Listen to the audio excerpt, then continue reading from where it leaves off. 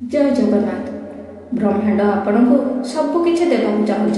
धन रत्न गाड़ी बंगला सम्मान समृद्धि ठीक लोक आउ ठीक सुजोग, किंतु गोटे सत लुचिकी रही।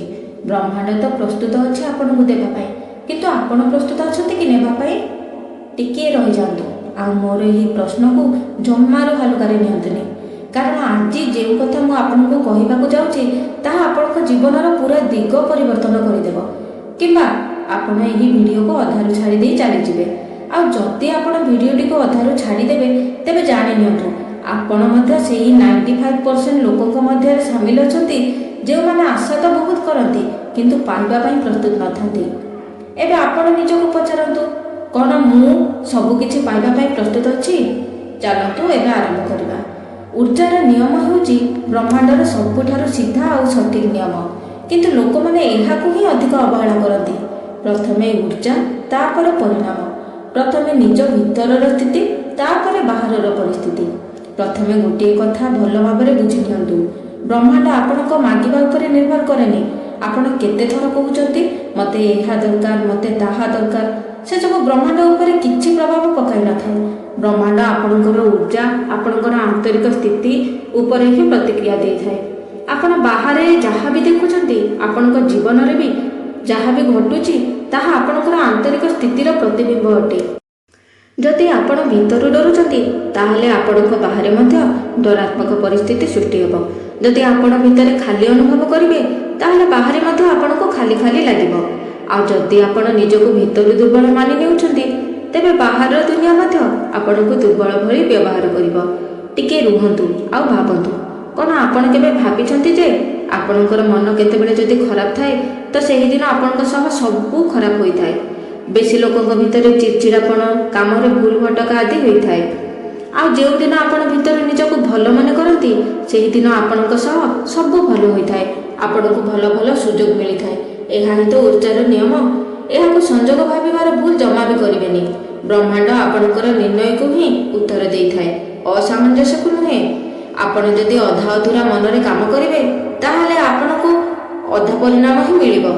आपण जदि पूरा विश्वासर सह आगको बढ़िबे ताहले आपणको पई नुआ रास्ता मध्य खोलिबो।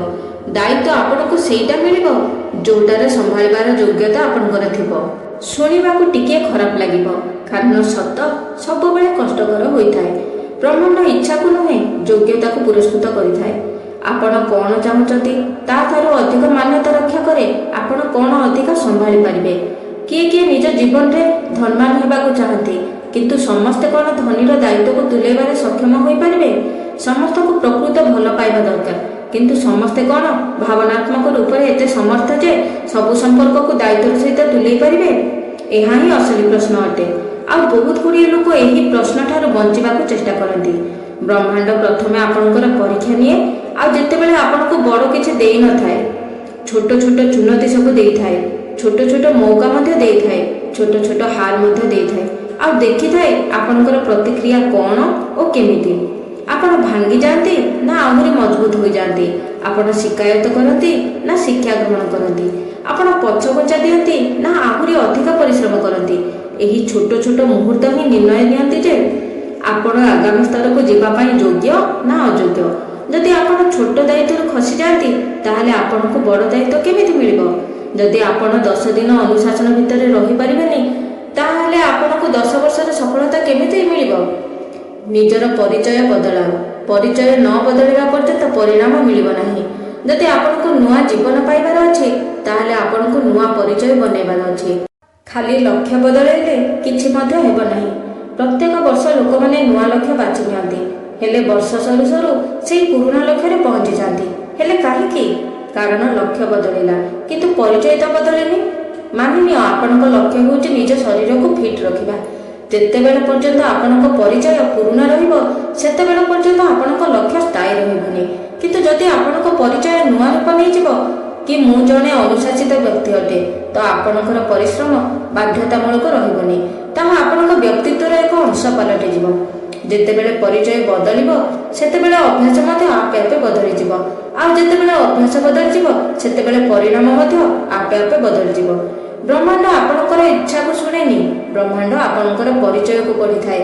ଆପଣ ଦିନକୁ 108 ଥର କୁହନ୍ତୁ ମୁଁ ସଫଳ ହେବାକୁ ଚାହୁଁଛି, କିନ୍ତୁ ଭିତରୁ ଆପଣ ଯଦି ନିଜକୁ ଅସଫଳ ମାନୁଛନ୍ତି ତାହେଲେ ଆପଣଙ୍କର ଏହି ଊର୍ଜା ହିଁ ଆପଣଙ୍କର ପରିସ୍ଥିତିକୁ ବନାଇଥାଏ। ଏଥର ମୁଁ ଆପଣଙ୍କୁ ଏକ ଅସହନୀୟ ପ୍ରଶ୍ନ ପଚାରୁଅଛି, ଆଉ ମୁଁ ଚାହୁଁଛି ଆପଣ କିଛି ସମୟ ନୀରବରେ ବସି ଭାବନ୍ତୁ ଆପଣ କ'ଣ ସତରେ ବଦଳିବାକୁ ଚାହୁଁଛନ୍ତି ନା ଖାଲି ଟିକେ ଭଲ ଅନୁଭବ କରିବାକୁ ଚାହୁଁଛନ୍ତି। କାରଣ ଏହି ଦୁହିଁଙ୍କ ମଧ୍ୟରେ ଆକାଶ ପାତାଳର ଫରକ ଅଛି। ଭଲ ଅନୁଭବ କରିବାଟା ସହଜ ଅଟେ। ଗୋଟିଏ ମୋଟିଭେସନାଲ ଭିଡ଼ିଓ ଦେଖିନେବା ଆଉ 2 ଲାଇନ୍ ଲେଖିଦେବା, ଟିକେ ଜୋଶ ଆସିଗଲା ଆଉ କାଲିଠାରୁ ସେହି ପୁରୁଣା ଜୀବନ। କିନ୍ତୁ ବଦଳିବାଟା କଷ୍ଟଦାୟକ। ବଦଳିବାଟା ଆପଣଙ୍କୁ ଆପଣଙ୍କର ହିଁ ସତ ସାମ୍ନାରେ ଠିଆ କରାଇଦିଏ। ବଦଳିବା ଅର୍ଥ ବାହାନା କରିବା ଛାଡ଼ିଦେବା। ବାହାନା ବହୁତ ମିଠା ହୋଇଥାଏ।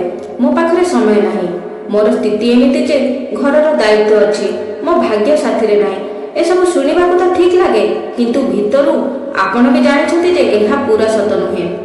ପ୍ରକୃତ ସତ ଏହା ଯେ ବାହାନା ଆମକୁ ସୁରକ୍ଷିତ ରଖିଥାଏ, ବାହାନା ଆମକୁ ଦାୟିତ୍ୱରୁ ବଞ୍ଚାଇଥାଏ। କାହିଁକି ନା ଯେଉଁଦିନ ଆପଣ ବାହାନା ବନେଇବା ଛାଡ଼ିଦେବେ ସେହି ଦିନଠାରୁ ସବୁ ବୋଝ ଆପଣଙ୍କ ମୁଣ୍ଡ ଉପରକୁ ଆସିଯିବ। ଆଉ ଏହି ଘଟଣା ହିଁ ଡରାଇଥାଏ। ପୁରୁଣା ପରିଚୟ ଆରାମ ଦେଇଥାଏ, ଯଦିଓ ସେ ଆପଣଙ୍କୁ ପଛରେ ରଖିଥାଏ। ଆପଣ ଜାଣିଛନ୍ତି ଆପଣଙ୍କୁ କେମିତି ବଞ୍ଚିବାର ଅଛି। ଆପଣଙ୍କୁ ଜଣାଅଛି ଆପଣ କେତେବେଳେ କାନ୍ଦିବେ, କେତେବେଳେ ଭରସା କରିବେ ଆଉ କେତେବେଳେ ଦୋଷ ଦେବେ। ପୁରୁଣା ପରିଚୟ ଆପଣଙ୍କୁ ପରିଚିତ ଲାଗେ, କିନ୍ତୁ ନୂଆ ପରିଚୟ ଅଜଣା ଅଟେ। ସେଥିରେ ଦାୟିତ୍ୱ ଅଛି, ଅନୁଶାସନ ଅଛି। ପ୍ରତ୍ୟେକ ଦିନ ନିଜକୁ ଚୁନୌତି ଦେବାକୁ ପଡ଼େ। ଆଉ ମସ୍ତିଷ୍କକୁ ଅଜଣା ଜିନିଷ ପ୍ରତି ଡର ଲାଗିଥାଏ। ଡର ହିଁ ତ ସବୁଠାରୁ ବଡ଼ ଶତ୍ରୁ। ତାର ଏକ ଭାବାତ୍ମକ ରୂପ ହେଉଛି ଲୋକେ କ'ଣ କହିବେ। ଆଉ ଏକ ଡର ଅଛି, ଚେଷ୍ଟା କରି ମଧ୍ୟ ବିଫଳ ହେବା। ଅନ୍ୟ ଏକ ଡର, ନୂଆ ପରିଚୟ ସୃଷ୍ଟି କରିବା କିନ୍ତୁ ଦାୟିତ୍ୱ ତୁଲେଇ ପାରିବା ତ। କିନ୍ତୁ ଆହୁରି ଗୋଟିଏ ଡର ଅଛି, ଆଉ ସେଇଟା ହେଉଛି ସବୁଠାରୁ ଭୟଙ୍କର। ଆପଣ ଯଦି ଚେଷ୍ଟା ମଧ୍ୟ କରିବେନି ଆଉ ସମୟ ଗଡ଼ିଯିବ, ରହିବ ଖାଲି ସାରା ଜୀବନର ପଶ୍ଚାତାପ। ଥରେ ଭାବନ୍ତୁ, 5 ବର୍ଷ ପରେ ପଛକୁ ଫେରି ଦେଖିବେ ଆଉ କହିବେ କାଳେ ମୁଁ ନିଜକୁ ବଦଳାଇବାର ନିର୍ଣ୍ଣୟକୁ ବାଛିଥାନ୍ତି। ଏହି ପଶ୍ଚାତାପ ବଡ଼ ବଡ଼ ବିଫଳତାରୁ ମଧ୍ୟ ଅଧିକ କଷ୍ଟଦାୟକ। ପ୍ରଥମତଃ ଶରୀର ଉପରେ ନିୟନ୍ତ୍ରଣ। ଯଦି ଆପଣ ନିଜ ଶରୀରକୁ ନିୟନ୍ତ୍ରଣ କରିପାରୁନାହାନ୍ତି ତେବେ ଜୀବନକୁ କେମିତି ନିୟନ୍ତ୍ରଣ କରିବେ? ସିଧା କଥା, ଆପଣଙ୍କ ଶରୀର ହିଁ ଆପଣଙ୍କର ପ୍ରଥମ ଅଂଶ ଅଟେ।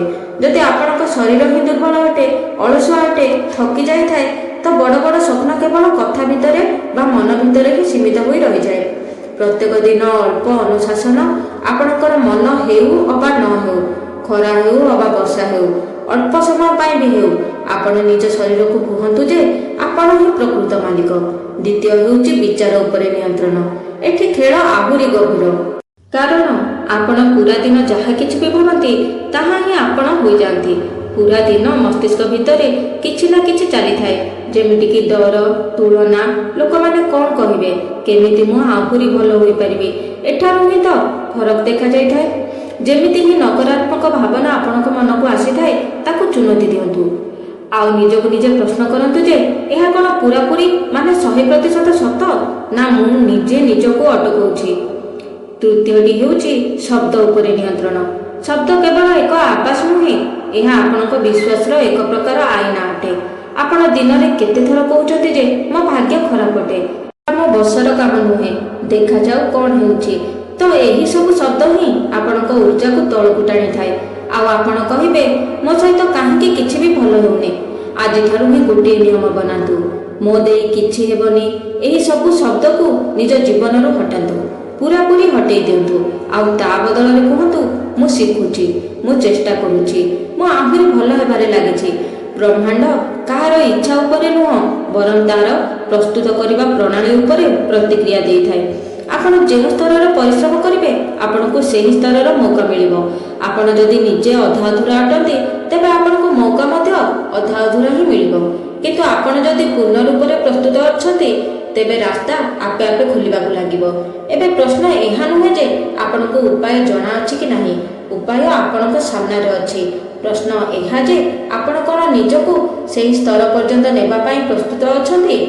ପରିଶ୍ରମ ବିନା ସ୍ୱପ୍ନ ସ୍ୱପ୍ନରେ ହିଁ ରହିଯାଏ, ଆଉ ପରିଶ୍ରମ ବଳରେ ସେହି ସ୍ୱପ୍ନ ସତ ହୋଇଯାଏ। ନିର୍ଣ୍ଣୟ ପୁଣି ସେୟା, ଆରାମ ନା ବିକାଶ, ଏବେ ନଚେତ୍ କେବେ ମଧ୍ୟ ନୁହଁ। ବ୍ରହ୍ମାଣ୍ଡ ଆପଣଙ୍କୁ ସବୁକିଛି ଦେବା ପାଇଁ ପ୍ରସ୍ତୁତ। ପ୍ରଶ୍ନ ଏହା ନାହିଁ ଯେ ବ୍ରହ୍ମାଣ୍ଡ ଦେବ କି ଦେବନି, ପ୍ରଶ୍ନ ଏହା ଯେ ଆପଣ ସେହି ବ୍ୟକ୍ତି ବିଶେଷ ଭାବେ ବଦଳିବା ପାଇଁ ପ୍ରସ୍ତୁତ କି, ଯିଏ ସବୁ କିଛି ସମ୍ଭାଳି ପାରିବ, ଯାହା ନିକଟ ଭବିଷ୍ୟତରେ ଆପଣଙ୍କ ପାଖକୁ ଆସିବାକୁ ଯାଉଛି। ଯଦି ଉତ୍ତର ହଁ, ତେବେ ଆଜିଠାରୁ ହିଁ ଆରମ୍ଭ କରନ୍ତୁ, କାରଣ ବ୍ରହ୍ମାଣ୍ଡ ଅପେକ୍ଷା କରେନି, ସେ ଖାଲି ପ୍ରତିକ୍ରିୟା ଦିଏ। ଆଗାମୀ ପ୍ରତିକ୍ରିୟା ଆପଣଙ୍କ ଆଜିର ପରିଚୟ ଉପରେ ନିର୍ଭର କରେ, ନିର୍ଣ୍ଣୟ ଆପଣଙ୍କର। ଯଦି ଆପଣଙ୍କୁ ଆଜିର ଭିଡ଼ିଓ ଭଲ ଲାଗିଲା ତେବେ ଭିଡ଼ିଓଟିକୁ ଲାଇକ୍, ସେୟାର ଓ ଚ୍ୟାନେଲଟିକୁ ସବସ୍କ୍ରାଇବ୍ କରନ୍ତୁ, କାରଣ ବିନା କିଛି କ୍ରିୟାରେ ପ୍ରତିକ୍ରିୟା ମିଳିବା ଅସମ୍ଭବ। ଜୟ ଜଗନ୍ନାଥ।